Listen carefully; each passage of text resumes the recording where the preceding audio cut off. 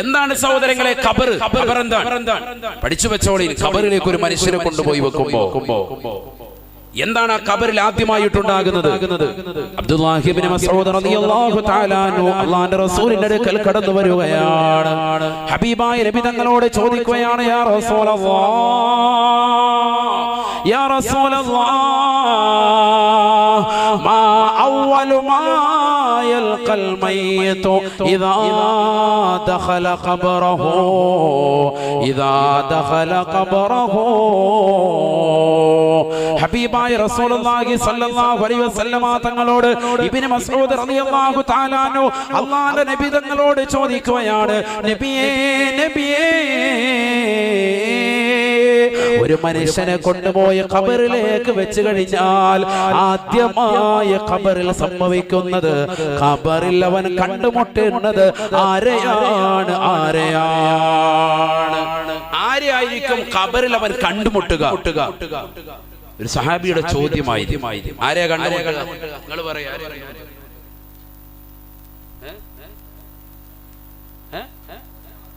മലക്കുകളെ. ശരി തന്നെയാണ്. പിന്നെ നമുക്ക് അവിടെ പോകാൻ പറ്റുമോ? മലക്കുകൾ എന്ന് പറയാം. ഏത് മലക്കാണ്? നബിയുനാ റസൂലുള്ളാഹി സ്വല്ലല്ലാഹു അലൈഹി വസല്ലമ തങ്ങൾ പറയുകയാണ്, അല്ലാഹുവിന്റെ റസൂൽ ഉടനെ ഇബ്നു മസ്ഊദ് റളിയല്ലാഹു തആല അൻഹുവിനോട് ചോദിച്ചു അത്രേ.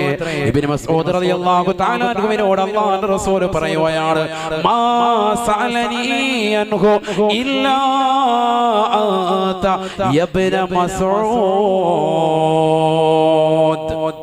ശ്രദ്ധിക്ക്.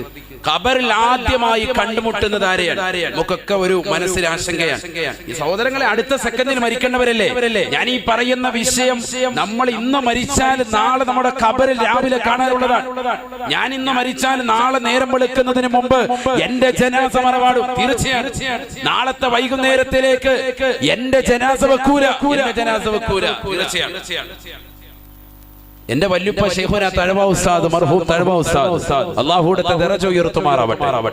വലിയ സാത്വികരായ വ്യക്തിയാണ്. കേരളക്കര എന്നല്ല, ലോകം കണ്ട ഏറ്റവും വലിയ അത്യുന്നത വ്യക്തിയാണ്.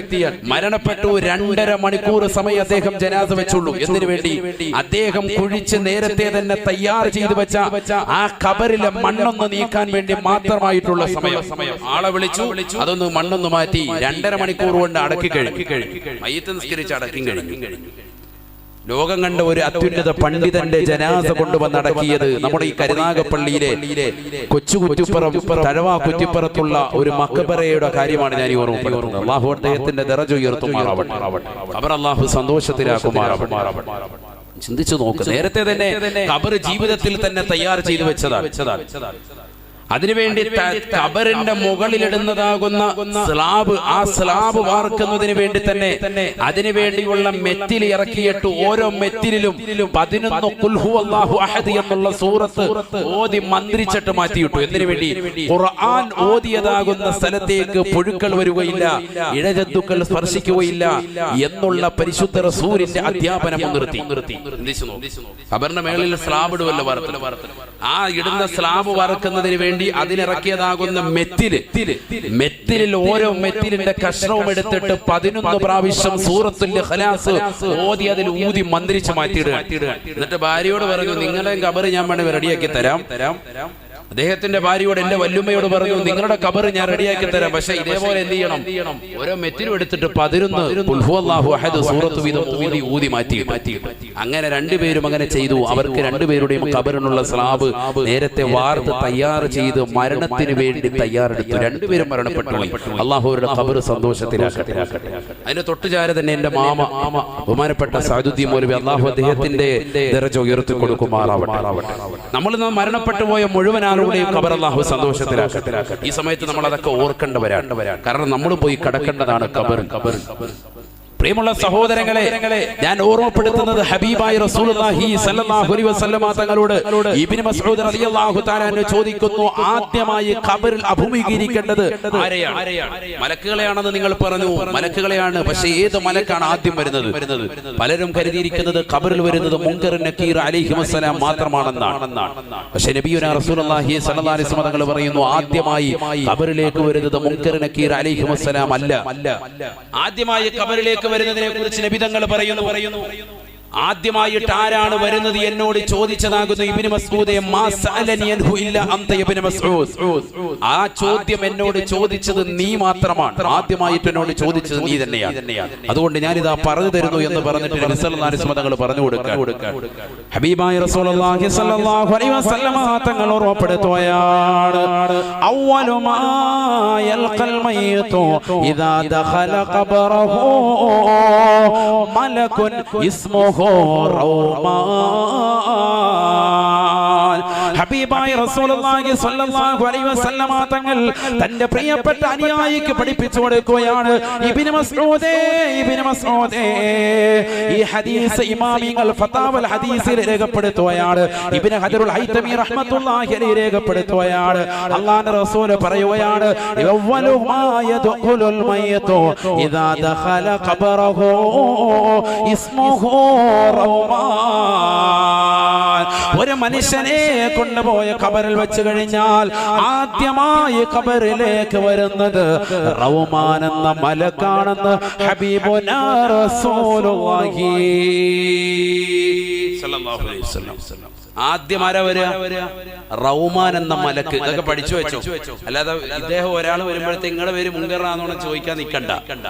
റൗമാൻ എന്ന മലക്കായിരിക്കും ആദ്യമായി ഖബറിലേക്ക് കടന്നു വരിക. മുഹമ്മദുർ റസൂലുള്ളാഹി.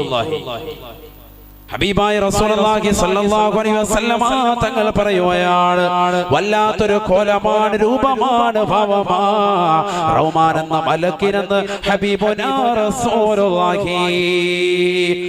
ആ മലക്കിന്റെ ജോലി എന്താണ്? ജോലി എന്താണ്?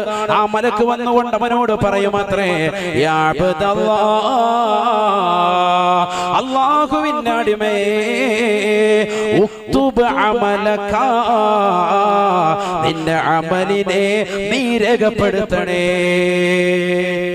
നിന്റെ അമല് നീ രേഖപ്പെടുത്തണം. എല്ലാം രേഖപ്പെടുത്തണം. നന്മയും തിന്മയും സർവ്വതും രേഖപ്പെടുത്തണം. നന്മ മാത്രം പോരാ, തിന്മയും രേഖപ്പെടുത്തണം. നമുക്ക് നന്മയാണോ കൂടുതൽ തിന്മയാണോ ചിന്തിക്കും. അള്ളാഹു നമ്മളെ നന്മകൾ അധികരിച്ച കൂട്ടത്തിൽ അള്ളാഹു ഉൾപ്പെടുത്തുമാറാവട്ടെ. ആമീൻ പറ മനുഷ്യന്മാരെ. അള്ളാഹു നമ്മളെ ഉൾപ്പെടുത്തുമാറാവട്ടെ. ദുആ ചെയ്യുമ്പോൾ ആമീൻ പറയണം. പ്രത്യേകിച്ച് 40 പേര് കൂടുന്നിടത്ത് ഇജാബത്തുണ്ടെന്നാണ്. ഇതിപ്പോ എത്ര പേരുണ്ട്? അൽഹംദുലില്ലാ. അതുകൊണ്ട് സ്വീകരിക്കപ്പെടും തീർച്ചയാണ്. ദുആ ചെയ്തിട്ടേ പിരിയാവുള്ളൂ ഇൻഷാ അല്ലാഹ്. ഇന്ന് ലാസ്റ്റ് സമാപന ദിവസം, നാളെ ഞായറാഴ്ചയാണ്. സുഖമായിട്ട് ഇതെല്ലാം കഴിഞ്ഞു പോയി ഒന്ന് വേണേ സുബഹി കഴിഞ്ഞിട്ട് ഉദയം കഴിഞ്ഞ് കുറച്ചു നേരം ഉറങ്ങുകയും ചെയ്യാം. അള്ളാഹു നമുക്ക് ആഫിയത്ത് തരട്ടെ. ഇതൊക്കെ നമ്മുടെ ജീവിതത്തിൽ വല്ലപ്പോഴും കിട്ടുള്ളൂ. ഇതുപോലൊരു സദസ്സ്. നമ്മൾ കളിതമാശ പറയില്ലല്ലോ, ഖുർആനും ഹദീസും ഓതിയല്ലേ പോകുന്നത്. അതുകൊണ്ട് ചിന്തിക്ക് നമ്മുടെ നന്മയിലേക്ക് നമ്മൾ മുതൽ കൂട്ടാൻ. ഹബീബായ റസൂലുള്ളാഹി സ്വല്ലല്ലാഹു അലൈഹി വസല്ലം തങ്ങൾ പറയുകയാണ് അവ്വലു മാ യൽഖൽ മയ്യിതു ഇദാ ദഖല ഖബറഹു മലകുൻ ഇസ്മുഹു റൗമാൻ. ഒരു മനുഷ്യനെ കൊണ്ടുപോയ ഖബറിൽ വെക്കുമ്പോ കരുനാഗപ്പള്ളിയിലുള്ള പ്രിയപ്പെട്ട സഹോദരാ സഹോദരി, നിന്നെ പള്ളിയുടെ 6 അടി മണ്ണിന്റെ ഇരുട്ടറയിലേക്ക് വെച്ചിട്ട് കുടുംബാദികൾ മൂടുകല്ല് വെച്ചിട്ട് തിരിച്ചു പോകുമ്പോ അതാ ഖബറിലേക്ക് ആദ്യമായി കടന്നു വരുന്നത് റൗമാൻ എന്ന മലക്കാണെന്ന് ഹബീബുനാ റസൂലുള്ളാഹി. ആ മലക്ക് വന്നുകൊണ്ട് നിന്നോട് പറയുകയാണ് ഉക്തുബ് അമലക, നിന്റെ അമലെല്ലാം എഴുതണേ. മഹ്ശറയിലേക്കൊന്നുമല്ല, ഇപ്പൊ തന്നെ പരിപാടി തുടങ്ങാൻ. നീ ഇതുവരെ ചെയ്ത പ്രായപൂർത്തി എത്തിയ സമയം മുതൽ നീ ചെയ്തതാകുന്ന സർവ്വ നന്മ തിന്മകളും വേഗം എഴുതി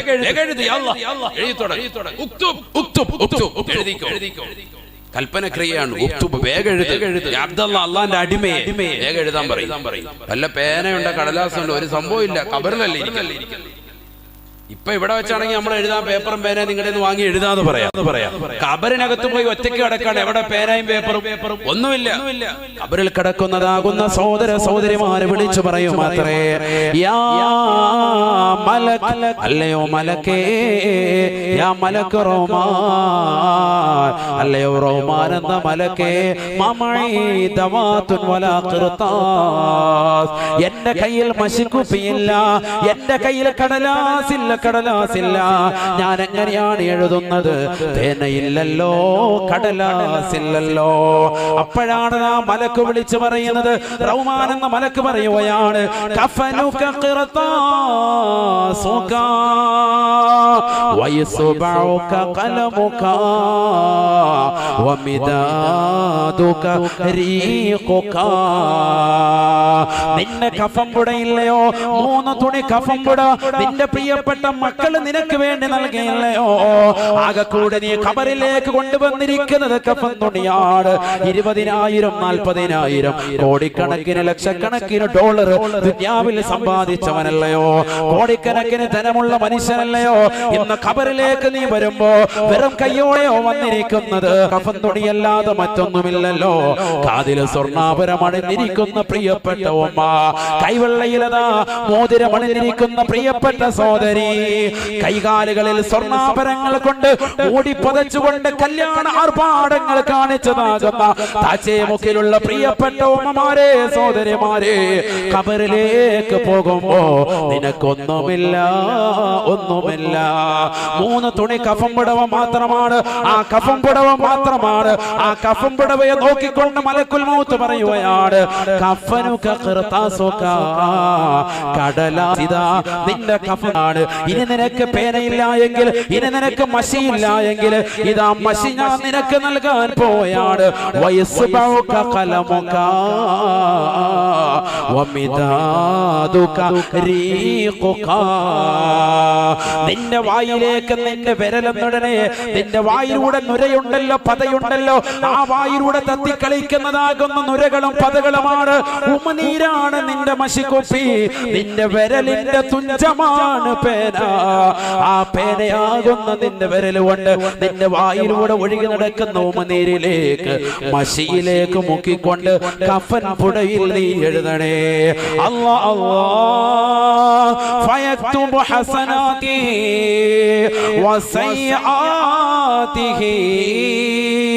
ഹബീബായ റസൂലുള്ളാഹി സ്വല്ലല്ലാഹു അലൈഹി വസല്ലമ തങ്ങൾ തന്റെ പ്രിയപ്പെട്ട അനുയായികളോട് പറഞ്ഞു,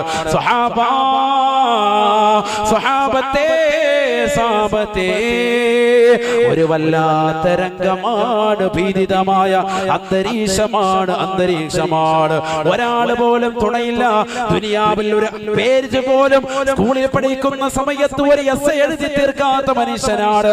അവന്റെ പ്രായപൂർത്തിയെത്തിയ സമയം മുതൽ അവൻ ആ മരിക്കുന്ന സന്ദർഭത്തിൽ വരെ ചെയ്തതാകുന്ന സകല തിന്മകളും നന്മകളും എഴുതാ തുടങ്ങുമത്രേ. എല്ലാം എഴുതണം, ഒന്നും വിട്ടുകൊടുക്കില്ല. പണ്ട് സ്കൂളിൽ പഠിക്കുമ്പോ, മോഡൽ സ്കൂളിൽ പഠിക്കുമ്പോ എസ്സേ എഴുതെന്നും പറഞ്ഞു ടീച്ചർ പറഞ്ഞിട്ട് അള്ളാഹ് എഴുതാത്ത ഹയവാൻ ഇന്നില്ല. അള്ളാഹു നമ്മളെ കാത്തിരക്ഷിക്കട്ടെ. ഒന്ന് ചിന്തിച്ചു നോക്ക് സഹോദരങ്ങളെ, അവസ്ഥ ചിന്തിച്ചു നോക്ക് അവസ്ഥ. ഖബറിൽ ഇരുന്നുകൊണ്ട് എഴുതാൻ ഒറ്റയ്ക്ക്, ഖബറിൽ നിന്ന് കഫം പുടവിലേക്ക് എഴുതണം, ഉമനീര് വിരൽ മുക്കിക്കൊണ്ട് എഴുതണം മുഹമ്മദ് റസൂലുള്ളാഹി. ഇതൊക്കെ ഖബറിൽ നടക്കാൻ പോവാണ്, ഖബറിൽ സംഭവിക്കുന്നത്. അത് ഇങ്ങനെ ഒരു മലക്കിനെ പറ്റി നമ്മൾ ആദ്യമായിട്ട് കേൾക്കണം. മുങ്കര നക്കീർ എന്നൊക്കെ ഇതുവരെ നമ്മൾ കേട്ടു. ഇതേതാണ്? ഇത് പുതിയതാണല്ലോ? പുതിയതല്ല, ഇത് പഴയത് തന്നെയാണ്. പക്ഷെ നമുക്ക് പുതിയതാണ്. നമ്മളിപ്പോഴാണ് ഇതിനെ കുറിച്ച് പഠിക്കുന്നത്. ആദ്യമായി ഖബറിൽ വരുന്ന മലക്കിന്റെ പേര് ഇസ്മുഹു റൗമാൻ. റുമ്മാൻ പഴമല്ല, അതാ നമ്മൾ കഴിച്ചിട്ടുള്ളത്, നമുക്കതേ പരിചയമുള്ളൂ. റൗമാൻ മലക്കിന്റെ പേര്. അല്ലാഹു മനസ്സിലാക്കാൻ തൗഫീഖ് തരട്ടെ. മലക്ക് വന്നുകൊണ്ട് എഴുതാൻ പറയും. സല്ലല്ലാഹു അലൈഹി വസല്ലമ തങ്ങൾ പറയുകയാണ്, അവൻ ചിന്തിക്കാൻ തുടങ്ങുകയാണ്. എല്ലാം എഴുതണം. ചെറുപ്പകാലഘട്ടം മുതൽ മുഴുവനും, പ്രായപൂർത്തി എത്തിയത് മുതൽ മരിക്കുന്ന സെക്കൻഡ് വരെയുള്ളത് മുഴുവൻ എഴുതാൻ പറയാം. ഇന്നത്തെ ദിവസം രാവിലെ മുതൽ ചെയ്ത് എഴുതാൻ പറയുകയാണെങ്കിൽ ഒരു പക്ഷേ ഓർത്തെടുത്ത് നമുക്ക് എഴുതാൻ കഴിയും. ഇന്ന് രാവിലെ നീ നേരം വെളുത്തത് മുതൽ ചെയ്തത് ഇതുവരെയുള്ളത് എഴുതാൻ പറയുകയാണെങ്കിൽ നമുക്ക് ഒരു പക്ഷേ കഴിയും. അത് തന്നെ എന്താ ഉള്ള അമലൊന്നും ഇല്ല. രാവിലെ നേരം വെളുത്തു, എഴുന്നേറ്റ് എത്ര മണിക്ക്? 8 മണിക്ക് എഴുന്നേറ്റ്. സുബഹിയില്ല. പിന്നെ ളുഹർ നിസ്കരിക്കുന്നതിന്റെ സമയത്ത് നമ്മൾ കരുനാഗപ്പള്ളി പള്ളിയുടെ അവിടെ ഉണ്ടായിരുന്നു. പക്ഷെ അല്ലാതെ ളുഹർ നിസ്കരിക്കാൻ പറ്റിയില്ല. ഇങ്ങനെ നമ്മുടെ നമസ്കാരത്തിന്റെ കാര്യങ്ങൾ മുഴുവൻ ഒഴിവാക്കി കാര്യങ്ങൾ എഴുതാണെങ്കിൽ പെട്ടെന്ന് കഴിയും. അമലൊന്നും ഉണ്ടാവൂല. അല്ലാഹു കാത്തിരക്ഷിക്കട്ടെ. എല്ലാവരുടെയും കാര്യമല്ല, ചില ആളുകൾ നന്നാവാനാണ് ഇത്തരത്തിലുള്ള വാഴ്. അല്ലാഹു അവരെയും നമ്മളെയും എല്ലാവരെയും സ്വാലിഹീങ്ങളിലും സ്വാലിഹാത്തുകളും ഉൾപ്പെടുത്തി അനുഗ്രഹിക്കുമാറാവട്ടെ. ഒന്ന് ചിന്തിച്ചു നോക്ക് സഹോദരങ്ങളെ, 15ാമത്തെ വയസ്സ് മുതൽ അന്ന് മുതൽക്കാണ് നിനക്ക് പ്രായവൃത്തി എത്തി എന്ന നിലയ്ക്കാണെങ്കിൽ പുരുഷനെ സംബന്ധിച്ചിടത്തോളം, സ്ത്രീകളെ സംബന്ധിച്ചിടത്തോളം അവളുടെ ഏജ് മുതൽ ചിന്തിച്ചു നോക്ക്. ഇതുവരെയുള്ള സമയം അത്രയും നമ്മൾ ചെയ്ത നന്മകൾ എന്തൊക്കെ, തിന്മകൾ എന്തൊക്കെ എഴുതാൻ പറ്റുമോ? പക്ഷെ ഖബറിൽ അവനത് മുഴുവനും ഓർമ്മ നൽകുമെന്ന് മുഹമ്മദ് റസൂലുള്ളാഹി മുഴുവനും എഴുതും, എല്ലാം എഴുതും. ഒരൊറ്റ അമല് പോലും വിട്ടുപോകാതെ കഫംപുട മുഴുവനും എഴുതി ചേർക്കുമെന്ന് മുഹമ്മദ് റസൂലുള്ളാഹി. സാധേ അത് എഴുതാനാണെങ്കിൽ കഫംപുട തികയത്തില്ലല്ലോ. അങ്ങനെയാണെങ്കിൽ എന്നെ ഒരു 50 കഫംപുടയിൽ അടക്കണം ഉസ്താദ് വസിയത്ത് ചെയ്യണേ, കാരണം ഇത് എഴുതി തീരത്തില്ല. കാരണം അതിന് മാത്രം ഉണ്ട് നമ്മുടെ ഇല്ല, അത് വേണ്ട. 3 കഫംപുടയിൽ മുഴുവൻ തീർപ്പിക്കും. അള്ളാഹു വിശാലമാക്കും. ഡോക്ടർ ഡെയ്ൽ എന്ന് പറയുന്ന ഒരു വലിയ തത്വശാസ്ത്രജ്ഞൻ, അദ്ദേഹം പറഞ്ഞു, തത്വചിന്തകൻ, അദ്ദേഹം പറഞ്ഞു 500 പേജുള്ള പുസ്തകം എഴുതാൻ കഴിയും ഒരു വ്യക്തി 2 ആഴ്ച സംസാരിക്കുന്ന അവന്റെ സംസാരങ്ങൾ എഴുതി വെച്ചാൽ. എത്ര പേജുള്ള? 500 പേജുള്ള പുസ്തകം എഴുതാൻ കഴിയും. 2 ആഴ്ചത്തെ നമ്മുടെ സംസാരം മാത്രം ഒന്ന് കുറിച്ചു വെച്ചാൽ മതി, 500 പേജുണ്ടാവും. അദ്ദേഹം പറയാം ഒരുപാട് ആളുകൾ അദ്ദേഹം പരീക്ഷണം നടത്തിയിട്ട് അദ്ദേഹം എഴുതി വെച്ചാൽ കറക്റ്റാണ് പറഞ്ഞത്. കാരണം ഈ നാവ് വെറുതെ ഇങ്ങനെ കലവിലെ ശബ്ദിച്ചുകൊണ്ടിരിക്കുകയാണ്, ഒരിക്കലും അടങ്ങിയിരിക്കൂല. 500 പേജുള്ള പുസ്തകം. ചുരുക്കത്തിൽ നമ്മളൊക്കെ വലിയ എന്താണ് പുസ്തകം എഴുത്തുകാരൻ. കാരണം 2 ആഴ്ച കൊണ്ട് 500 പേജുള്ള പുസ്തകം അവിടെ പ്രസിദ്ധീകരിക്കപ്പെട്ടുകൊണ്ടിരിക്കുകയാണ്. ഇതിന്റെയൊക്കെ നാളെ ഹിസാബിടപ്പെടും. അല്ലാഹു കാത്തിരക്ഷിക്കട്ടെ. ഇതൊക്കെ എഴുതാൻ പറയാം, എല്ലാ നന്മകളും തിന്മകളും എഴുതി വെക്കാൻ പറയും ഖബറിൽ വെച്ച്. ചിന്തിച്ചു നോക്കി, എത്ര നന്മകളാണ് നമുക്കുള്ളത്. തിന്മയാണോ കൂടുതലുള്ളത്, നന്മയാണോ കൂടുതലുള്ളത്? ഹബീബായ റസൂലുള്ളാഹി സ്വല്ലല്ലാഹു അലൈഹി വസല്ലമ തങ്ങൾ പറയുകയാണ്, ഫയക്തുബു ഹസനാതിഹി വസയ്യാതിഹി കയൗമിൻ വാഹിദ്. ഒരൊറ്റ ദിവസത്തെ നന്മകൾ തിന്മകൾ മുഴുവനും പോലെ ആ നന്മ തിന്മകൾ മുഴുവനും അവൻ എഴുതി വെക്കുമത്രേ എന്ന് ഹബീബുനാ റസൂലുള്ളാഹി. 15ാമത്തെ വയസ്സ് മുതൽ അവനെ കാണിച്ചു കൂട്ടിയതാകുന്ന സകല തിന്മകളും എഴുതുകയാണ്. അവൻ സിനിമാ തിയേറ്ററിലേക്ക് ഓടിയത്, അവൻ മോശപ്പെട്ട സിനിമകൾ കാണാൻ തന്റെ കൂട്ടുകാരുമായി കറങ്ങി നടന്നത് എല്ലാം എഴുതി വെക്കുകയാണ്. തന്റെ മാതാപിതാക്കളുടെ പണം ഹറാമായ രീതിയിൽ അപഹരിച്ചെടുത്തത്, പാപ്പയുടെ പോക്കറ്റിൽ നിന്ന് പണം അടിച്ചു മാറ്റിയത്, ഉമ്മയറിയാതെ ഉമ്മയുടെ കമ്മല് അടിച്ചു മാറ്റി കൊണ്ടുപോയി പണയം വെച്ചത്, ഹറാമാകുന്ന സിനിമകൾ കണ്ടു തീർത്തത്, അശ്ലീലമാകുന്ന പുസ്തകങ്ങൾ വായിച്ചു തീർത്തത്, എല്ലാം അവൻ എഴുതുകയാണ്. നമസ്കരിക്കാതെ നടന്നവനല്ലയോ, നോമ്പ് പിടിക്കാതെ നടന്നവനല്ലയോ, കള്ളു കുടിച്ചുകൊണ്ട് നടന്നവനല്ലയോ, കൂട്ടുകാര് മുഖേന ലഹരി നുണഞ്ഞുകൊണ്ട് നടന്നവനല്ലയോ, ഇഞ്ചക്ഷൻ വെച്ചുകൊണ്ട് നടന്നവനല്ലയോ, ലഹരി പദാർത്ഥങ്ങൾ അടിമമായിപ്പെട്ടവനല്ലയോ, ബ്ലൂ വൈൽ പോലെയുള്ളതാകുന്ന ഗെയിമുകൾക്ക് അടിമപ്പെട്ടുകൊണ്ട് ജീവിച്ചവനല്ലയോ, സ്വന്തം ശരീരത്തെ നശിപ്പിച്ചവനല്ലയോ, വ്യഭിചാരശാലകൾ തേടിക്കൊണ്ട് ഇറങ്ങിപ്പോയ മനുഷ്യനല്ലയോ, വിവാഹത്തിന് മുമ്പേ തന്നെ ആ സുന്ദരമാക്കപ്പെട്ട ജീവിതത്തിലേക്ക് കാത്തു സൂക്ഷിക്കേണ്ട കന്യകത്വം നശിപ്പിച്ചതാകുന്ന പെണ്ണല്ലയോ, ട്രെയിനിൽ വെച്ച് ബസ്സിൽ വെച്ച് കാമുകന്മാരുമായി ചുംബന സമരത്തിൽ ഏർപ്പെട്ടവളല്ലയോ, പാർക്കുകളിലും മാളുകളിലും പോയിരുന്ന് സമയങ്ങളെ ചെലവഴിച്ചവരല്ലയോ. ഇങ്ങനെ ലോകത്ത് അശ്ലീലതയുടെ ലോകം ഏതൊക്കെയുണ്ടോ ആ ലോകത്തേക്കല്ല ഇറങ്ങിപ്പോയ സഹോദര, ഇറങ്ങിപ്പോയ സഹോദരി. അന്ന് തിന്മകൾ മുഴുവനും ഒരു ഭാഗത്ത് രേഖപ്പെടുത്തുകയാണ്, മറുഭാഗത്ത് മുഴുവനും നിന്റെ നന്മകൾ രേഖപ്പെടുത്തുകയാണ്. നീ നമസ്കാരമുള്ളവനായിരുന്നെങ്കിൽ, നീ നോമ്പ് പിടിച്ചവനാണെങ്കിൽ, നീ സകാത്ത് കൊടുത്തവനാണെങ്കിൽ, നീ പാവങ്ങൾക്കറിയാതെ ഒരു കൈവറിയാതെ ഇടത്തെ കൈയറിയാതെ വലത്തെ കൈകൊണ്ട് സ്വതക്ക നൽകിയവനാണെങ്കിൽ, നീ പരിശുദ്ധ കഅബാലയം കൺകുളിർക്ക് കാണാൻ സൗഭാഗ്യം കിട്ടിയവനാണെങ്കിൽ, പാവങ്ങൾക്ക് നിരാലംബർക്ക് അവലംബമായി നിരാശ്രയർക്ക് ആശ്രയത്വം കൊടുത്ത് നിന്റെ ജീവിതത്തെ ധന്യമാക്കാൻ നിനക്ക് കഴിഞ്ഞിട്ടുണ്ടെങ്കിൽ, ആ നന്മകൾ മുഴുവനും നീ മറുഭാഗത്ത് രേഖപ്പെടുത്തുമത്രേ ഒരൊറ്റ ദിവസം കൊണ്ടെന്ന് ഹബീബുനാ റസൂലുള്ളാഹി. ഒരു ദിവസം എടുക്കും, മൊത്തം എഴുതുക. ഇവിടെ ദുനിയാവിലെ ടീച്ചർ പറഞ്ഞു തരുമ്പോൾ 2 പേജ് ആയി കഴിയുമ്പോൾ സാറെ കൈവേദനിക്കുന്നത് പറഞ്ഞവനും അവിടെ കൈവേദനയൊന്നും പ്രശ്നമില്ല, മൊത്തം എഴുതിയിട്ടേ നിർത്തുള്ളൂ. മൊത്തം എഴുതിക്കുകയാണ്. ഇതൊക്കെ ഖബറിൽ നടക്കുന്ന സംഭവങ്ങളാണ്. ഈ നന്മകൾ മുഴുവനും തിന്മകൾ മുഴുവനും എഴുതിയത് മുഴുവനും ചുരുട്ടാൻ പറയും. അവന്റെ കഫം കൂടെ മുഴുവൻ ചുരുട്ടെടുക്കാൻ പറയും.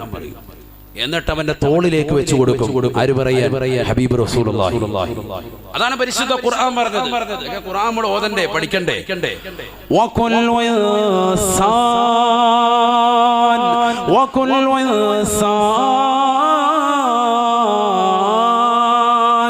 അൽസംനാഹു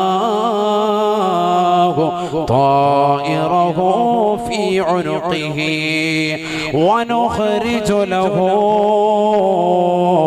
يوم القيامة كتابا يلقاه منشورا اقرأ كتابك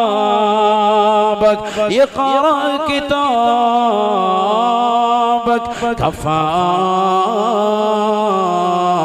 بنفسك عليك اليوم حسيبا. പരിശുദ്ധമായ ഖുർആനിലൂടെ അല്ലാഹു പറയുകയാണ്, ഖബറിൽ നടക്കുന്ന സംഭവങ്ങളെ കുറിച്ച് പറഞ്ഞിട്ട് അല്ലാഹുവിന്റെ റസൂൽ ഓതി കൊടുക്കുകയാണ്. വകുല്ലു ഇൻസാൻ, ഖബറിൽ കിടക്കുന്ന മനുഷ്യനോട് നന്മ തിന്മകൾ രേഖപ്പെടുത്താൻ റഹ്മാൻ എന്ന മലക്ക് വന്നുകൊണ്ട് പറയുമ്പോ അവന്റെ കഫംപുടയിലേക്ക് തന്റെ ഉമനീര് വിരൽ മുക്കിക്കൊണ്ട് എല്ലാ നന്മകളും എല്ലാ തിന്മകളും രേഖപ്പെടുത്തിയതാകുന്ന മനുഷ്യന് നാളെ മഹ്ശറിലേക്ക് വിളിയാളം വരുമ്പോ അവനെ മഹ്ശറിലേക്ക് കൊണ്ടുപോകുന്നത് അവന്റെ കഫംപുടി മുഴുവനും ചുരുട്ടി തോളത്ത് വെച്ചു കൊടുക്കുകയാണ്. നഗ്നനായിട്ട് പോവുകയാണ്, നഗ്നപാതകനായിട്ട് പോവുകയാണ്. ഇടാൻ ചെരുപ്പില്ല, ധരിക്കാൻ വസ്ത്രമില്ല, ഉടുതുണിക്ക് മറുതുണിയില്ലാതെ മഹ്ശറിലേക്ക് ഹുഫാതൻ ഉറാതൻ ഉറലാ യഹ്ശുറുൻ നാസ് ഹുഫാതൻ ഉറാതൻ ഉറലാ. നഗ്നപാതരായി നഗ്നവസ്ത്രരായി അവരതാ പടച്ച റബ്ബിന്റെ ദർബാറിലേക്ക് മഹ്ശറയിലേക്ക് തെളിക്കുകയത്രേ. ആ സമയത്ത് അവന്റെ തോളത്തേക്ക് അവൻ ഖബറിൽ വെച്ച് എഴുതിയതാകുന്ന നന്മ തിന്മകളുടെ പാണ്ഡക്കെട്ടുകൾ എടുത്തു വെക്കുമെന്ന് പരിശുദ്ധ ഖുർആൻ. അതുമായി നാളെ പടച്ച റബ്ബിന്റെ ദർബാറിലേക്ക് എത്തുമ്പോ അവന്റെ കയ്യിലേക്ക് അല്ലാഹു കിതാബ് നൽകുകയാണ്. ഇഖ്റഉ കിതാബക. അവനാ കഫൻ തുണിയിൽ എഴുതിയിരുന്ന മുഴുവൻ കാര്യങ്ങളും ക്രോഡീകരിച്ച് ഗ്രന്ഥമായി പ്രിന്റ് ചെയ്ത് അവന്റെ കയ്യിലേക്ക് നൽകുമത്രേ. അവൻ ദുനിയാവിൽ നമസ്കരിച്ചവനാണ്, ദുനിയാവിൽ നല്ല പ്രവൃത്തി ചെയ്തവനാണ്, ദുനിയാവിൽ സൽപ്രവൃത്തി ചെയ്തവനാണ് എങ്കിൽ അവന്റെ വലത് കയ്യിലേക്ക് കൊടുക്കുകയാണ്. ദുനിയാവിൽ മോശപ്പെട്ട പ്രവർത്തനമാണ് അവൻ ചെയ്തതെങ്കിൽ അവന്റെ ഇടത് കൈ അവന്റെ നെഞ്ചിലൂടെ കയറ്റി അവന്റെ പിൻഭാഗത്തേക്ക് കൊണ്ടുവന്ന് അവന്റെ പിറത് കയ്യിൽ കൊടുക്കുമെന്ന് ഹബീബുനാ റസൂലുള്ളാഹി. വഅമ്മാമൻ ഊതിയ കിതാബഹു ബിശിമാലി ഫയഖൂലു യാ ലൈതനി ലം ഊത കിതാബിയാ വലം അദ്രി മാ ഹിസാബിയാ യാ ലൈതഹാ കാനത്തിൽ ഖാളിയാ. ആ രംഗത്തെ കുറിച്ചുകൊണ്ടാണ് പരിശുദ്ധമായ ഖുർആനിലൂടെ അല്ലാഹു ഓർമ്മപ്പെടുത്തുന്നത്. ഇടത് കൈ അവന്റെ നെഞ്ചിലൂടെ തുളച്ച് അവന്റെ പിൻഭാഗത്തേക്ക് കൊണ്ടുവന്ന് ആ കയ്യിലെങ്ങാനും ഏട് കൊടുക്കപ്പെട്ടാൽ നഊദു ബില്ലാഹ് അവനൊരു രക്ഷയുമില്ല, അവൻ ഹതഭാഗ്യവാനാണ്, അവൻ തീർച്ചയായും നരകത്തിലാണ്. അവൻ വിളിച്ചു പറയുമത്രേ, യാ വൈലത്താ, എന്റെ നാശമേ, എന്റെ വിരഹമേ, എന്റെ ദുഃഖമേ, എന്റെ പ്രയാസമേ, ലം ഊത കിതാബിയാ, എനിക്ക് കിതാബ് നൽകപ്പെടാതിരുന്നെങ്കിൽ എത്ര നന്നായിരുന്നു. വലം അദ്രി മാ ഹിസാബിയാ, എന്ത് വലിയ ഹിസാബിലേക്കാണ്, എന്തൊരു മോശപ്പെട്ട വിചാരണയിലേക്കാണ് എന്നെ കൊണ്ടുപോകുന്നത് റബ്ബേ എന്നവൻ വിളിച്ചു പറയുമത്രേ. കാരണം അവന് തീർച്ചയാണ് അവൻ നരകത്തിലേക്കാണ്, നരകത്തിലേക്കാണ്. അല്ലാഹു കാത്തിരക്ഷിക്കട്ടെ. സത്യത്തിൽ മരണത്തോടു കൂടിയാണ് നമുക്ക് ബോധം ഉദിക്കുക. മരണത്തോടു കൂടിയാണ് ബോധം ഉദിക്കുക. എങ്ങനെയാണ്? നമുക്കല്ലെങ്കിൽ ഇതുവരെ നമുക്ക് ബോധമില്ല, നമ്മളേതോ സ്വപ്നരോഗത്താണെന്നുള്ള ചിന്താഗതിയാണ്. മരണത്തോടുകൂടി ബോധം വരും. കാരണം അപ്പോഴാണ് മരിക്കുന്ന സന്ദർഭത്തിൽ അസ്രായീൽ അലൈഹിസ്സലാമിനോട്, മലക്കുൽ മൗത്തിനോട്, അവന്റെ കൂട്ടാളികളാകുന്ന 500-ലധികം മലക്കുകളോട് നമ്മൾ കേണപേക്ഷിച്ചുകൊണ്ട് ചോദിക്കുമാണ്. ആ സമയത്ത് നമ്മൾ ചോദിക്കും, ബോധം വന്നു, അഖിർനി ഇലാ യൗമി യുബഅസൂൻ റബ്ബി അഖിർനി, എന്നെ ഒന്നടുത്ത സമയത്തേക്കൊന്ന് പിന്തിക്കണേ എന്ന് മരണമാസന്നമാകുന്ന മനുഷ്യൻ വിളിച്ചു പറയുന്നുവെന്ന് പരിശുദ്ധ ഖുർആൻ. കാരണം അപ്പോഴാണ് ഒരു ബോധം വന്നത്. ഇത്രയും നാളത്തെ ജീവിതം കളിതമാശയായിരുന്നില്ല, ഉസ്താദുമാർ പറഞ്ഞതുപോലെ തന്നെ വാസ്തവമായിരുന്നു, മരണം സുനിശ്ചിതമാണ്. അപ്പോഴാണ് ബോധം വരുന്നത്. അതുവരെ ഇങ്ങനെ നമ്മൾ രസിച്ചു കിടക്കും. ഇങ്ങനെ തന്നെയാണ് ഖബറിലും എത്തുമ്പോൾ അവന് വല്ലാത്ത ആദിയാണ്. ഇത് തന്നെയാണ് മഹ്ശറയിലും. കിതാബ് കൊടുക്കപ്പെടുമ്പോൾ വിളിച്ചു പറയും. ആ സമയത്താണ് പറയുന്നത്, യാ ലൈതനാ ലം ഊത കിതാബിയാ, പടച്ച റബ്ബേ എന്തൊരു ബുദ്ധിമുട്ടാണ്, എനിക്ക് കിതാബ് നൽകപ്പെടാതിരുന്നെങ്കിൽ വളരെ നന്നായിരുന്നു എന്നവൻ ആ സമയത്ത് വിളിച്ചു പറയുമെന്ന് വിശുദ്ധ ഖുർആൻ. ഇതുപോലെ തന്നെ നരകത്തിലേക്ക് ഇടുമ്പോഴും അവൻ വിളിച്ചു പറയും, പടച്ച റബ്ബേ എന്നെ ഈ നരകത്തിൽ നിന്ന് മോചിപ്പിച്ചിരുന്നെങ്കിൽ. അതായത് പിന്നീട് അങ്ങോട്ട് മുഴുവനും ഓർമ്മ വരികയാണ്. മരണത്തോടുകൂടിയായിരിക്കും ഓർമ്മ വരിക. പക്ഷെ ആ ഓർമ്മ ഇപ്പോൾ തന്നെ നമുക്ക് വരണം. അതിനുവേണ്ടിയാണ് പരിശുദ്ധമായ ഖുർആൻ നമ്മളെ അടിക്കടി മരണത്തെക്കുറിച്ച് ഓർമ്മപ്പെടുത്തുന്നത്. മരണത്തെക്കുറിച്ച് ഓർമ്മപ്പെടുത്താൻ അല്ലാഹുവിന്റെ റസൂൽ സല്ലല്ലാഹു അലൈഹി വസല്ലമ തങ്ങളോടും ആജ്ഞാപിക്കുന്നത്. നബിതങ്ങൾ തന്നെ പറഞ്ഞല്ലോ, നിങ്ങൾ മരണത്തെക്കുറിച്ച് എപ്പോഴും ചിന്തിക്കണേ, മരണത്തെക്കുറിച്ച് നിങ്ങൾ എപ്പോഴും ചിന്ത അധികരിപ്പിക്കണേ. സർവ്വ സുഖങ്ങളും ആസ്വാദനങ്ങളും മുറിച്ചു കളയുന്ന മരണത്തെ പറ്റി നിങ്ങൾ എപ്പോഴും ചിന്തിച്ചു കൊണ്ടിരിക്കണേ. മുഹമ്മദ് റസൂലുള്ളാഹി. അല്ലാഹു മനസ്സിലാക്കാൻ തൗഫീഖ് തരട്ടെ. ആ ബക്കറ്റ് മുഴുവൻ വന്നോട്ടെ, വേഗം വാ. അവർക്ക് നല്ല നീയത്താണ് അൽ ഫലാഹിന്റെ പ്രവർത്തകർ. കഴിഞ്ഞ വർഷവും നമ്മൾ നല്ല രീതിയിൽ സഹകരിച്ചതാണ്. അള്ളാഹു അവരുടെ നീയത്ത് അള്ളാഹു ഹാസിനാക്കി കൊടുക്കുമാറാവട്ടെ. ഈ വർഷം ഇന്നത്തെ ദിവസം ഇന്നലെ നിക്കാഹ് കഴിഞ്ഞാൽ ഇന്നലെ നിക്കാഹ് കഴിഞ്ഞു, നാളെയാണ് നിക്കാഹ്. അള്ളാഹു സ്വീകരിക്കട്ടെ. എല്ലാവരും നൽകുക. അള്ളാഹു സ്വീകരിക്കുമാറാവട്ടെ, കബൂലാക്കുമാറാവട്ടെ. ഒരു പെൺകുട്ടിയുടെ വിവാഹമാണ്. അത് കഴിഞ്ഞ് ഇൻഷാ അല്ലാഹ് അടുത്ത വർഷം, പ്രാവശ്യം ഒരു പെൺകുട്ടിയാണ്, അടുത്ത വർഷം 2 പേരെയാണ് നിയ്യത്ത് വെച്ചിരിക്കുന്നത്. അള്ളാഹു നല്ല രീതിയിൽ നടത്താൻ അള്ളാഹു തൗഫീഖ് തരട്ടെ. ഹലാലായ സാമ്പത്തികം അള്ളാഹു അവർക്ക് നൽകി അനുഗ്രഹിക്കട്ടെ. ധാരാളം ആളുകൾ സഹായിച്ചിട്ടുണ്ട്. അവരുടെ എല്ലാവരുടെയും നിയ്യത്ത് അള്ളാഹു സാധൂകരിച്ച് നൽകുമാറാവട്ടെ. എല്ലാ വിഷമങ്ങളും പ്രയാസങ്ങളും അള്ളാഹു മാറ്റി തരുമാറാവട്ടെ. ഇൻഷാ അല്ലാഹ് ബക്കറ്റ് വരുന്ന എല്ലാവരും കാര്യമായി സഹകരിക്കും. ഒരുപാട് പേര് നിൽക്കുന്നവരുണ്ടല്ലോ, കസേരയില്ല അവിടെ, കസേര ഉണ്ട് അവിടെ ഇരിപ്പുണ്ടല്ലോ, കസേര ഇട്ട് കൊടുക്കും. നിൽക്കുന്നവർക്ക് നിൽക്കണമെന്ന് കൊതിയുള്ളവരാണെങ്കിൽ കുഴപ്പമില്ല, അല്ലാത്തവർക്ക് ഇട്ട് കൊടുക്കും. കാരണം ഇനി എന്തായാലും 1 മണിക്കൂർ കൂടെങ്കിലും പറയണ്ടേ. പറയണോ? 11 മണിയായി, 12 മണിയാകുമ്പോൾ നിർത്തണ്ടേ? നാളെ കല്യാണമൊക്കെ ഉള്ളതല്ലേ, ഞായറാഴ്ചയല്ലേ?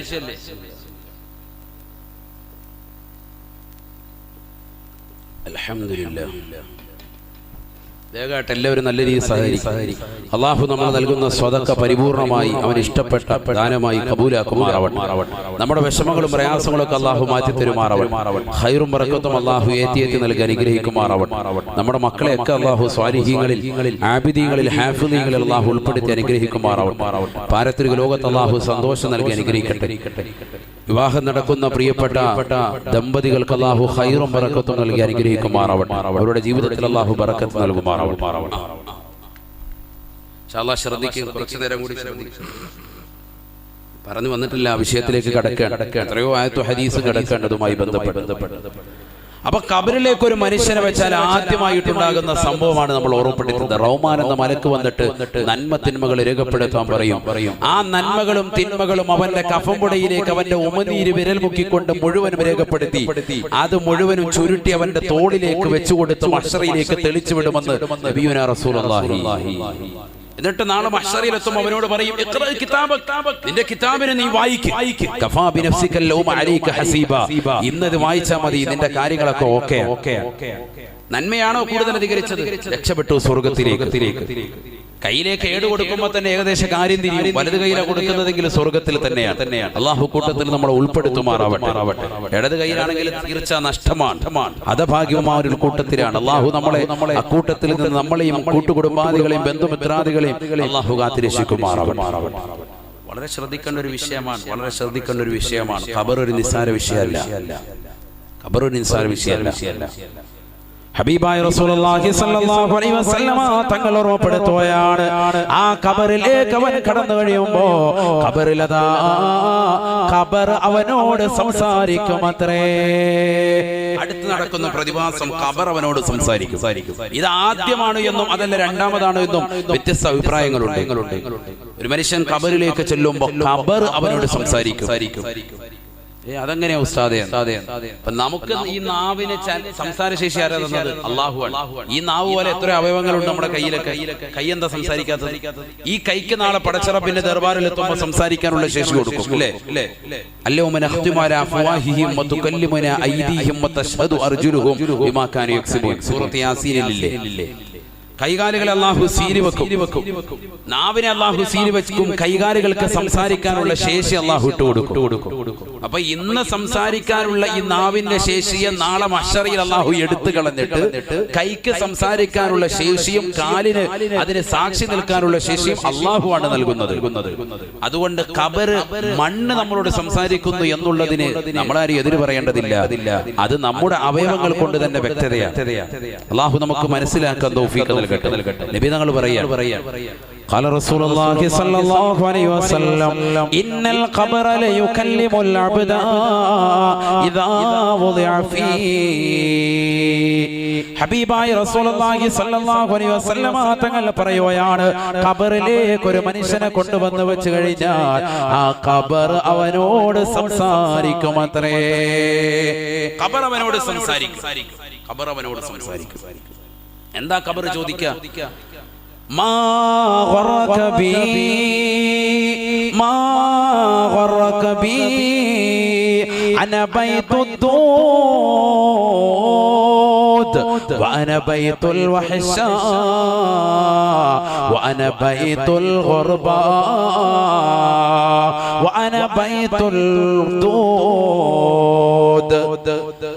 ഖബർ അവനോട് വിളിച്ചു പറയുകയാണ്, വിളിച്ചു ചോദിക്കുകയാണ്, മാ ഗറക ബി, എന്നെ കൊണ്ട് വഞ്ചിതനായ വസ്തു എന്താണ്? എന്തേ നീ എന്നെ മനസ്സിലാക്കാതിരുന്നത്? ഞാൻ ആരാണെന്നറിയുമോ? ഖബർ അവനോട് ചോദിക്കാൻ. ഖബറിലേക്ക് ഇറക്കി വെച്ചതാകുന്ന മനുഷ്യനോട് ഖബർ സംസാരിക്കും. ചുറ്റും സംസാരിക്കാൻ, ഇങ്ങോട്ട് ഹെഡ്സെറ്റ് വെച്ചതുപോലെ അവൻ കേൾക്കാണ്. അവന്റെ കാതിലേക്ക് അലയൊലി കൊള്ളും, പേടി വരും. നബിയുനാ റസൂലുള്ളാഹി ഒരാൾ പോലും ഇല്ലല്ലോ, പാപ്പയില്ല, ഉമ്മയില്ല, സഹോദരങ്ങളില്ല, കുടുംബാദികളില്ല, എല്ലാവരും ഇട്ടേച്ചു പോയി. സ്ത്രീകൾ അവരുടെ വീട്ടിൽ വരെയുള്ളൂ. സഹോദരങ്ങൾ, മക്കൾ, കുടുംബാദികളൊക്കെ മയ്യത്ത് കൊണ്ടുവന്ന് ഖബറിലേക്ക് വെച്ച് മയ്യത്തിന്റെ ഓരത്ത് നിൽക്കാൻ, പെട്ടെന്ന് തന്നെ തിരിച്ചു പോവാൻ. അവിടെ നടക്കുന്ന സംഭവ വികാസങ്ങളെ കുറിച്ച് അവർ അറിയുന്നില്ല, മനസ്സിലാക്കുന്നില്ല. അതുകൊണ്ടാണ് നബിയുനാ റസൂലുള്ളാഹി സ്വല്ലല്ലാഹു അലൈഹി വസല്ലം തങ്ങൾ പറയുന്നത്, ഒരു മനുഷ്യനെ കൊണ്ടുപോയി ഖബറടക്കിയിട്ട് നിങ്ങൾ പെട്ടെന്ന് തന്നെ തിരിച്ചു പോകരുത് കേട്ടോ. ഒരു ഒട്ടകത്തെ അറുത്ത് അതിന്റെ മാംസം ദാനം ചെയ്യുന്ന സമയം അത്രയെങ്കിലും ആ മയ്യത്തിന്റെ സ്ഥലത്ത് നിങ്ങൾ നിൽക്കണമെന്ന് മുഹമ്മദ് റസൂലുള്ളാഹി സ്വല്ലല്ലാഹു അലൈഹി വസല്ലം. ആരാ ഇത് ശ്രദ്ധിക്കുന്നത്? നമ്മൾ നിസ്കരിക്കാൻ തന്നെ അധികം ആളുകൾ ഇപ്പൊ പോകുന്നില്ല. ശരിയല്ലേ ഞാൻ ഈ പറയുന്നത്? നമ്മുടെ ഈ കാലഘട്ടത്തിലൊക്കെ നന്നാകണ്ടേ, അതിലൂടെ നമ്മൾ മാറ്റം ഉണ്ടാകട്ടെ. മയ്യത്ത് നിസ്കരിക്കാൻ തന്നെ നമ്മുടെ നാട്ടിൽ പള്ളിയിൽ നിന്ന് ഒരു അറിയിപ്പുണ്ടായാൽ, പഴയ കാലഘട്ടത്തിലെ ഓരോരുത്തരും നാവ് കൊണ്ട് മറ്റുള്ളവരെ അറിയിക്കലായിരുന്നു. ഇന്ന് അതിനേക്കാൾ ഉപരി വളരെ സ്പീഡിൽ പള്ളിയുടെ മൈക്കിലൂടെ വിളിച്ചു പറയാൻ, മരിച്ച ആളെ കേൾക്കാൻ വേണ്ടി വേഗം തന്നെ നമ്മൾ മിക്സിയൊക്കെ ഓഫ് ചെയ്യും. മിക്സിയുടെ ഗ്രൈൻഡറിന്റെ ശബ്ദം ഇടല്ലേ, ആരാണ്ട് മരിച്ച് കേക്കട്ടെ അടുത്ത് നിന്നിട്ട് എല്ലാം കേട്ടിട്ട് നന്നായി പുള്ളിയൊക്കെ മരിക്കേണ്ട മേഖല. ഇവിടെ വലിയ മിക്സി ഓഫ് ചെയ്ത് കുക്കറും ഒക്കെ ഓഫ് ചെയ്ത് നമ്മൾ ഒരു തള്ളാത്ത് ഇത് കേട്ട് കഴിയുമ്പോഴത്തേക്കും പള്ളിയിലോട്ട് പോകുന്നു. ഇത് കേട്ട് കഴിഞ്ഞപ്പോ പറയാ അങ്ങനെ മരിക്കേണ്ടതിന് കുഴപ്പമൊന്നുമില്ല. ഇനി പള്ളിയിലോട്ട് ആരെങ്കിലും പോകും, വീട്ടിലെത്തിയിട്ട് 1-2 പത്രം അവിടെ കിടപ്പുണ്ടെങ്കിൽ അങ്ങോട്ട് പോയിട്ട് ആ പത്രം എല്ലാം വായിച്ചുകൊണ്ട് തീർക്കും. റാഹത്തായി. ഇതിനു വേണ്ടിയാണ് മയ്യത്ത് വീട്ടിലേക്ക് എത്തുന്നത്. അല്ലാഹു കാത്തിരക്ഷിക്കട്ടെ. ആ പാവപ്പെട്ട സഹോദരന് കൊടുക്കേണ്ട ഒരു മഗ്ഫിറത്തിന്റെ, ഒരു പാപമോചനത്തിന്റെ ഒരു പ്രാർത്ഥന പോലും നടത്താതെ മുസ്ലിം സഹോദര സഹോദരിമാരെ മയ്യത്ത് വീട്ടിൽ കാണിച്ചു കൂട്ടുന്ന ആഭാസങ്ങളും കോലാഹലങ്ങളും എത്രയെത്ര മോശപ്പെട്ട പ്രവർത്തനങ്ങളാണ്. അല്ലാഹു കാത്തിരക്ഷിക്കട്ടെ. ഞാൻ അതിലേക്ക് കടക്കുന്നില്ല. അതുമായി ബന്ധപ്പെട്ടത് നൂറുകണക്കിനാണ്. പത്രം ഇങ്ങനെ 10-15 അടിച്ചിറക്കിയിട്ടിരിക്കുക മയ്യത്ത് വീട്ടിൽ.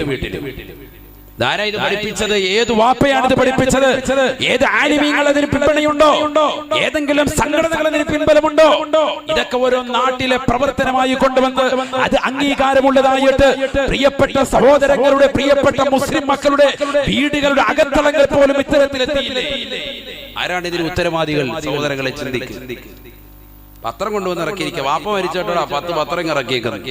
രാവിലെ വിളിച്ചു പറയാ കാര്യമായിട്ട്. വരുന്നവർക്ക് മുഴുവൻ പത്രം വായിച്ച് പിരിയാനുള്ള ഒരു അവസരമായി മയ്യത്ത് വീടുകൾ മാറിയിരിക്കുന്നു. അല്ലാഹു കാത്തിരക്ഷിക്കട്ടെ. എന്തിനാ അങ്ങനെ ഇടുന്നത്? ആ മകൻ റിട്ടയർഡ് SP, അത് വിവരമൊന്നും അതിനകത്ത് വന്നിട്ടുണ്ട്. ഇല്ല കളക്ടർ ആയിരുന്നു, ഇല്ല മകൻ റിട്ടയർഡ് അധ്യാപകനാണ്, ആ വാർത്ത അതിനകത്ത് വന്നിട്ടുണ്ട്. നമ്മുടെ അതിനകത്തുണ്ട് കേട്ടോ, മരുമോനെ അതിനകത്ത് നമ്മുടെ വാർത്തയുണ്ട്, നോക്കൂ. ഇതാ സംഭവം. എല്ലാവർക്കും പേരെടുക്കണം. അതിനുവേണ്ടിയുള്ള അതിനുവേണ്ടിയുള്ള മരണ വാർത്തകൾ ജനങ്ങൾ അറിയിക്കുക. മരിക്കുന്നതിന് മുമ്പ് തന്നെ മരിക്കാൻ പോകുന്ന വ്യക്തിയുടെ അഡ്രസ് മുഴുവൻ എഴുതി അദ്ദേഹത്തിന്റെ കുടുംബാദികളിൽ ലിസ്റ്റ് എഴുതി വെക്കുന്ന ആളുകൾ പത്രത്തിൽ കൊടുക്കാൻ. ഇതൊക്കെ ഇന്ന് സമുദായത്തിൽ നടക്കുന്നതാണ്. അഊദു ബില്ലാഹി, അല്ലാഹു കാത്തിരക്ഷിക്കട്ടെ. ചിന്തിച്ചു നോക്ക് സഹോദരങ്ങളെ.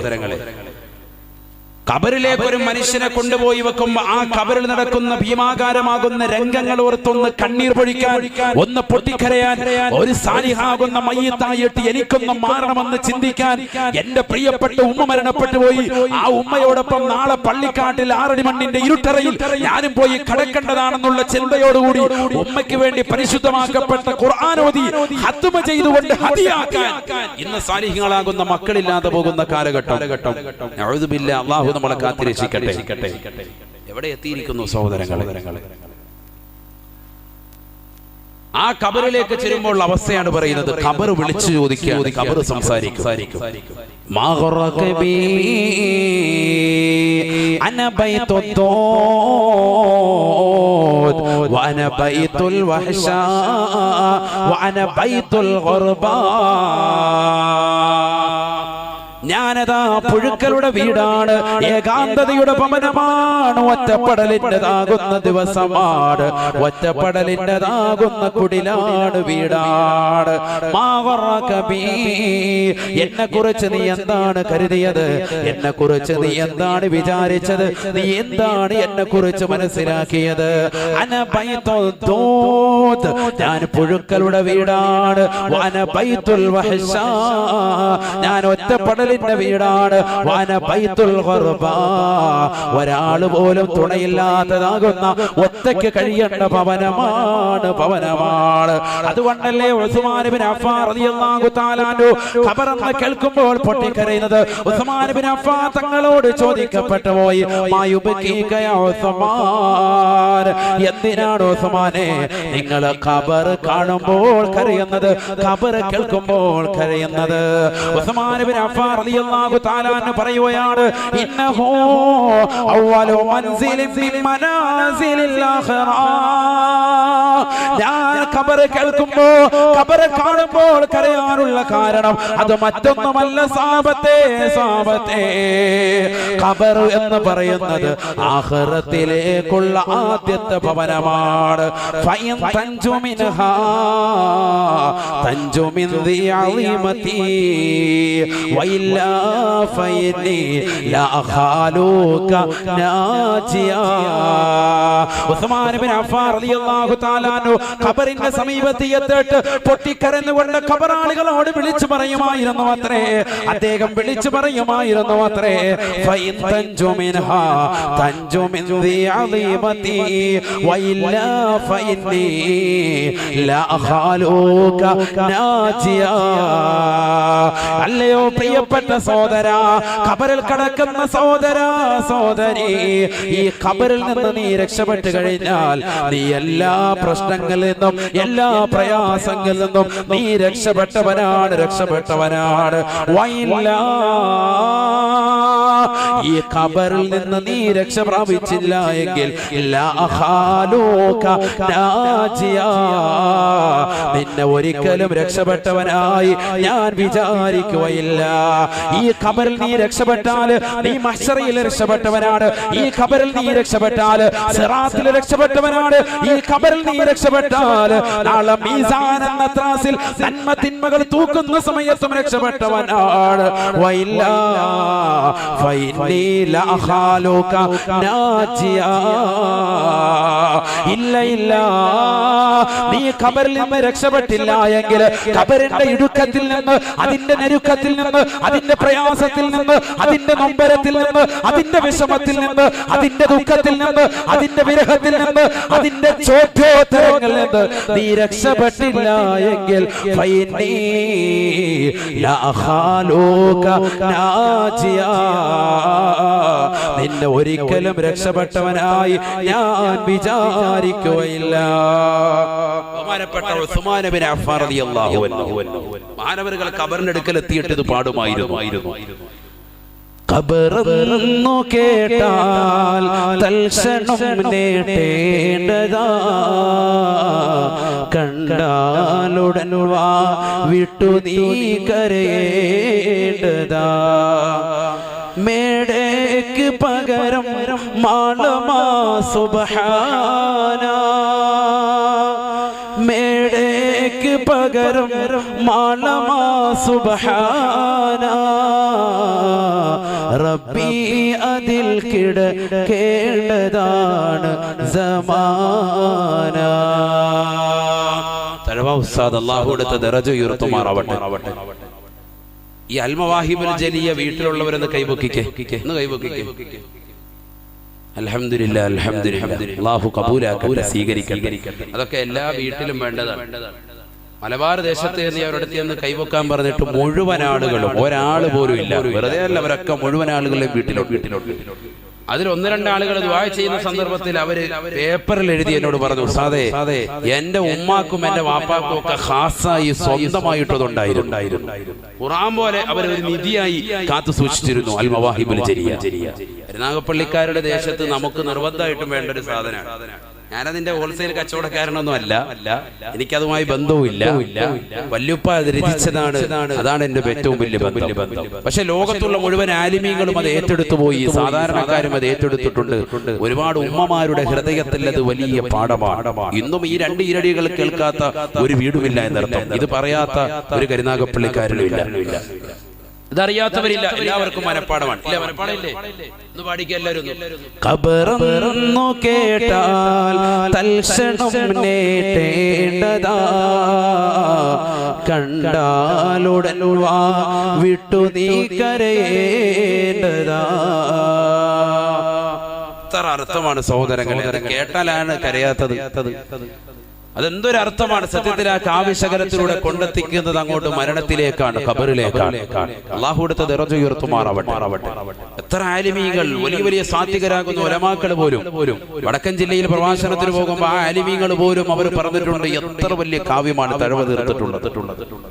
കാരണം തഴവ ഉസ്താദിന്റെ ആ ബൈത്ത് കേൾക്കുന്ന സന്ദർഭത്തിൽ ഹൃദയം പൊട്ടാത്തവരില്ല. ഈമാൻ അല്പമുള്ളവനൊക്കെ ഹൃദയം പൊട്ടിപ്പോകും.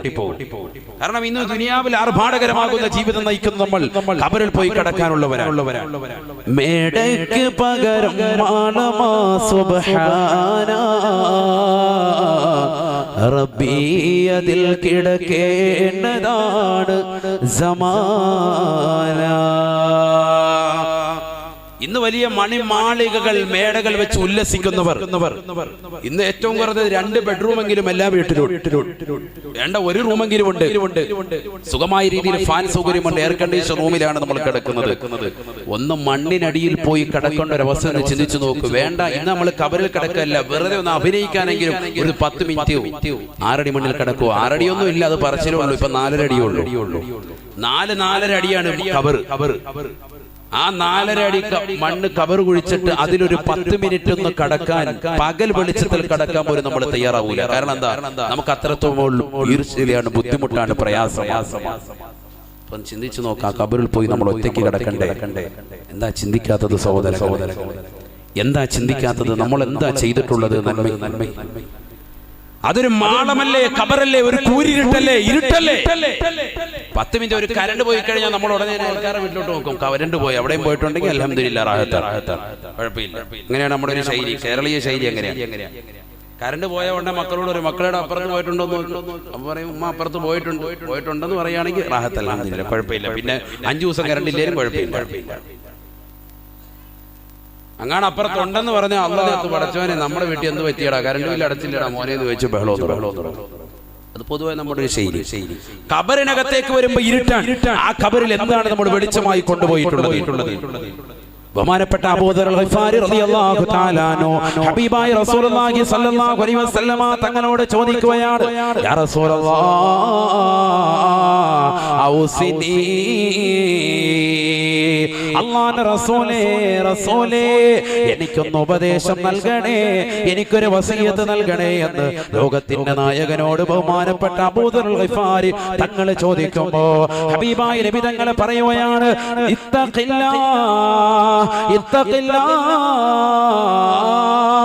അല്ലാഹുവിനെ സൂക്ഷിച്ച് ജീവിക്കണേ എന്ന് പറയുമ്പോ ബഹുമാനപ്പെട്ട അബൂദർ അൽ-ഗിഫാരി തങ്ങൾ പറയുകയാണ്, സിദ്നി യാ റസൂലല്ലാഹ്, എനിക്ക് എന്തെങ്കിലും കൂടി അധികരിപ്പിക്കണേ നബിയേ, ഈ ഒരു ഉപദേശം മാത്രം പോരാ, വസിയത്തായിട്ട് എനിക്ക് എന്തെങ്കിലും കൂടി നൽകണേ. അല്ലാഹുവിനെ ഭയപ്പെട്ട് ജീവിക്കുന്നവനാണ് ഞാൻ, തഖ്വ വെക്കുന്നവനാണ് ഞാൻ, എന്റെ കണ്ണുകളെ സൂക്ഷിക്കുന്നവനാണ് ഞാൻ, സിനിമ കാണാതെ മോശപ്പെട്ട തലത്തിലേക്ക് എന്റെ കണ്ണുകളെ കൊണ്ടുപോകാതെ സൂക്ഷിക്കുന്നവനാണ് ഞാൻ, നിന്നെ ഭയപ്പെട്ടുകൊണ്ട് ജീവിക്കുന്നവനാണ് റബ്ബേ. പക്ഷേ നബിയേ സിദ്നി യാ റസൂലല്ലാഹ്, എനിക്ക് എന്തെങ്കിലും അധികരിപ്പിക്കണേ നബിയേ. ഫഖാല റസൂലുള്ളാഹി സ്വല്ലല്ലാഹു അലൈഹി വസല്ലം, അല്ലാഹുവിന്റെ റസൂൽ ഉടനെ പറഞ്ഞു അത്രേ, തിലാവത്തുൽ ഖുർആൻ, പരിശുദ്ധ ഖുർആൻ ഓതണേ, ഖുർആനിന്റെ ജീവിതത്തിൽ നിത്യമാക്കണേ. തഖ്വ പറഞ്ഞതിന് ശേഷം അല്ലാഹുവിന്റെ റസൂൽ പിന്നീട് പറയുന്നത്, അലൈക ബിതിലാവത്തിൽ ഖുർആൻ, പരിശുദ്ധമായ ഖുർആനിൽ 6666 ആയത്തുകൾ അത് ഹൃദയസ്ഥമാക്കാൻ നീ തുനിയണേ. എത്ര സഹോദരങ്ങളാണ് കരുതാകപ്പള്ളിയിലുള്ളവർ, ഉസ്താദേ എന്റെ പ്രിയപ്പെട്ട മകനെ ഞാൻ ഹാഫിളാക്കുകയാണ്, ആലിമാക്കുകയാണ്, എനിക്ക് ഉസ്താദേ എന്റെ പ്രിയപ്പെട്ട മക്കളെ നല്ല രീതിയിൽ കൊണ്ടുവരണം, അവൻ ഹാഫിളാകണം, ആലിമാകണം, നാളെ പാരത്രിക ലോകത്ത് എനിക്ക് അവനെ കൊണ്ട് വിജയിക്കണമെന്ന് പറയുന്ന എത്ര മാതാപിതാക്കൾ ഈ സദസ്സിലുണ്ട്. അല്ലാഹുവേ നീ സ്വീകരിക്കണേ അല്ലാഹ്.